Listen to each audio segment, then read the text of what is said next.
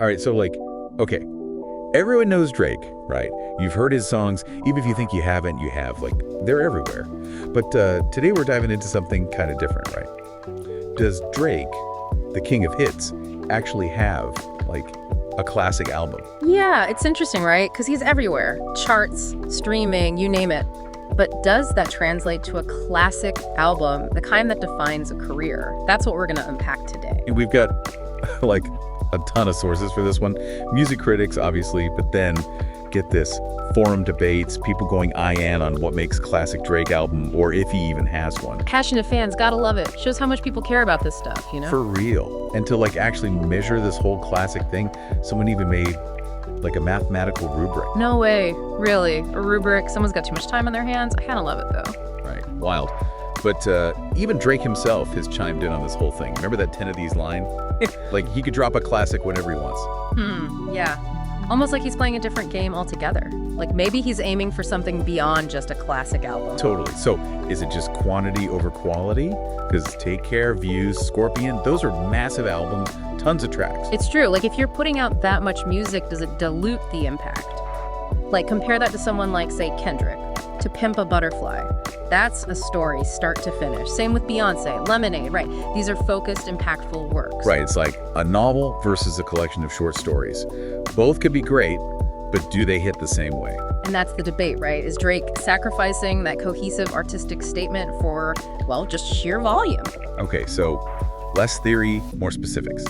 Our sources really get into some key albums, and one that keeps coming up as a potential classic is So Far Gone. The mixtape.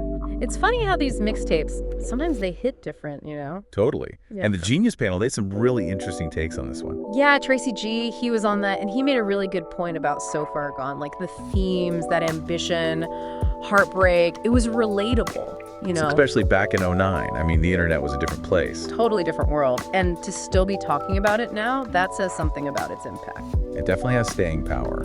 Then there's Take Care, which, it's a whole different vibe. Oh, for sure. Super personal. Bansky Gonzalez, he's a music journalist, right?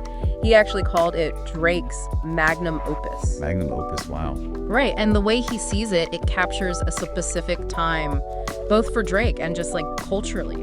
And we've got Loki in the mix too, cultural critic, and he's said how much Take Care helped him personally, going through a tough time, and that album just hit. That's the thing about music, right? It hits you when you need it. No, totally. Yeah. But even with all that love for Take Care, remember that rubric we were talking about? Oh, yeah, the mathematical one. Yeah, so DJ Booth, they actually used it on Drake's albums, and even Take Care, as much as they liked it, it didn't quite get the classic mark.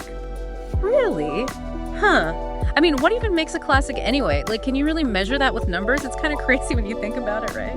Because someone sat down and was like, yep, I can measure the soul of an album with math. What even were the categories? Well, they were looking at stuff like innovation, cultural impact, and how well it stood the test of time, you know? Did it push boundaries? Did people actually care? So, how much of an impact did it have, basically? Exactly. But also, how long did that impact last? It's one thing to be huge for a minute, but a classic, those stick around. And that's where Take Care kind of missed the mark, according to the rubric anyway. See, but that makes you wonder, what's the magic formula? What pushes something from good to classic? $1 million question, right? It's You can't just force it no matter how hard you try. So then we have Nothing Was the Same, and this one felt, kind of divisive in our sources. Yeah, one forum poster, they dug the sound, thought it was super cohesive, but kind of felt it faded out of the conversation, you know?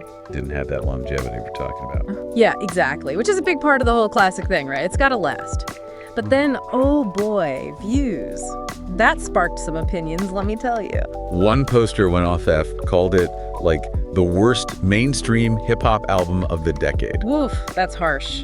But hey, gotta respect the passion, right? True. Even bad publicity is still publicity. It got people talking. For sure. But we've been so focused on albums, but what about those Drake singles? Oh man, don't even get me started. He's got a hit for every mood, every situation. Maybe that's his legacy, not any one album, but just the sheer volume of bangers. One forum poster actually listed out all his chart toppers. Oh wait, the whole thing. Yeah, and it's crazy long. Hotline Bling, One Dance, God's Plan, Hold On, We're Going Home. Dude, I'm getting flashbacks to every house party ever. Right, it's like he's inescapable, so maybe he's playing a different game. Not about the classic album, but just owning the cultural moment, one song at a time. Like, why aim for one perfect album when you can just dominate the entire playlist? Exactly. He's everywhere, and it's not like it's a totally new strategy either. Yeah, you've got Rihanna, Michael Jackson, they've got the albums, but also the endless hits, defined whole eras. Exactly. It's about transcending genres, being part of the cultural fabric. And Drake, he's definitely doing that. So is he on his way to, like, legend status? Even if it's not the traditional path. That's the big question, right? And some folks are even saying the whole classic album thing, it's becoming irrelevant. Wait, really? How so? Well, think about it. Streaming, playlists, we're not really consuming music the same way anymore. Yeah, it's true. It's like back in the day, you'd buy the album, listen to the whole thing, like, the whole experience. Yeah. Now it's all playlists, singles. Right. It's all about the vibe, right? Like, what's the soundtrack to your life at this exact moment? Exactly. And Drake, he's got you covered, no matter what that vibe is. So maybe he's just adapted faster. Could be. He's giving the people what they want, how they want it. And with his range, he can do it all. Okay, so instead of, does Drake have a classic album? It's more like, did Drake make the whole idea of a classic album, like, not matter anymore? That's the question, right? And it makes you think about what a legacy even is these days, Like, Drake's impact is undeniable, but is it tied to an album? Or something bigger? He's everywhere. The music, the brand, everything. It's wild. It really is. And whether you love him or hate him, you're paying attention. That's true. You can't deny his influence. But, okay, so where does that leave us? We've looked at all these different angles, but there's no easy answer. And that's okay. Music is subjective, right? What hits for one person might not do anything for another. Exactly. But it's cool to have these conversations to get out of our own heads and see things from different perspectives. 100%. Makes you think critically, keeps things interesting. For sure. So listeners, we want to know what you think.